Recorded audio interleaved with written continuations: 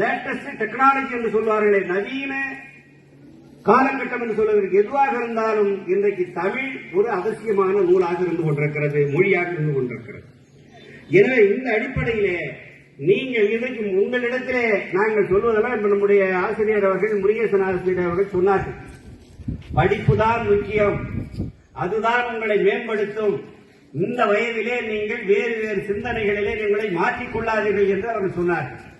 அதுல ஒரு விஷயத்தை நீங்க புரிஞ்சுக்கணும். 12 வயதிலே இருந்து 22 வயது வரையிலே கட்டுப்பாடாக ஒரு மனிதன், ஒரு மாணவன், ஒரு இளைஞன் இருந்து விடுகிறார் என்று சொன்னார். தனி மனித ஒழுக்கத்திலே கட்டுப்பாடாக இருந்து விடுகிறார் என்று சொன்னார்.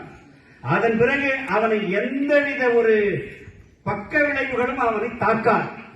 அது காதலாக இருந்தாலும் சரி, போதையாக இருந்தாலும் சரி, சினிமா மோகமாக இருந்தாலும் சரி, சீட்டாட்டமாக இருந்தாலும் சரி, எதுவாக இருந்தாலும், சூதாட்டமாக இருந்தாலும், எதுவாக இருந்தாலும், இந்த 12 வயதிலே இருந்து 22 வயதிலே அந்த சரியான புரிதல் அவனுக்கு வருகிறது என்று சொன்னால், அதிலே ஒரு கட்டுப்பாட்டை நீங்கள் உருவாக்கிக் கொள்கிறீர்கள் என்று சொன்னால், எதிர்காலத்தில் நீங்கள் அது படிப்பே குறைவாக இருந்தாலும், இப்ப நான் எங்க படிச்சேன், பள்ளி அரசு பள்ளியில் தான் படித்தேன்.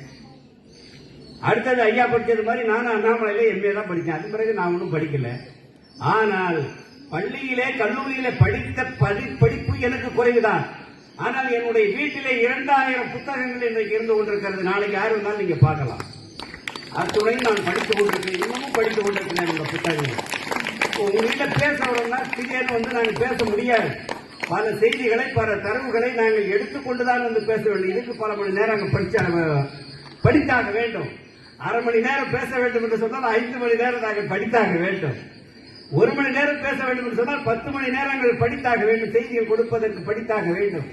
எனவே அப்படித்தான் எங்களுடைய ஒவ்வொரு இடத்திலையும் ஒரே சப்ஜெக்டா எல்லா இடத்திலையும் பேசிட்டு இருக்க முடியாது.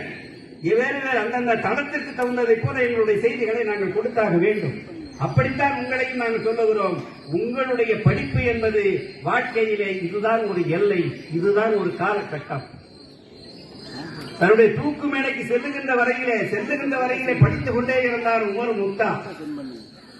உனக்கு தூக்கு மேடை இப்பொழுது அறிவிக்கவிட்டது, தயாராக என்று சொன்ன போது, இரு நான் லெனினோடு பேசிக் கொண்டிருக்கிறேன் என்று சிறைச்சாலையிலே சிரித்துக் கொண்டே லெனினுடைய புத்தகத்தை படித்துக் கொண்டிருந்தான் பகத், சுதந்திர போராட்ட வீரன் பகத்சிங். சிந்தித்து பார்க்க வேண்டும்.